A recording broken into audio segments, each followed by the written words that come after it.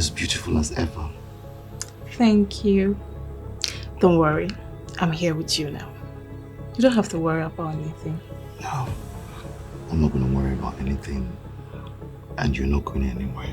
If not be said, they love you, eh? I say, I forbid you. Adamu me, you go beat me. In your entire life, have you ever loved somebody? Have you ever promised to marry and spend your life together? Have you ever?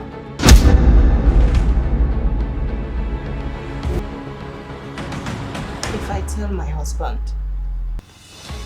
he's probably going to die before me. I pay you! I pay you to take care of my family. You cannot tell me to go back to my house and ask for my life. What's wrong with her? I say, now come meet me for gym. Saint already grew for me. He will kiss me. We lost her. She's dead. So? She's dead. I tried my best. You lost her. You find her now.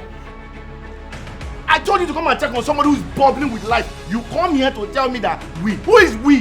Why didn't you go inside so my wife can entertain you? Your wife. Oh yes, my wife. She's inside. But your wife is dead. Don't you ever open that your daughter mouth to say my wife is dead again?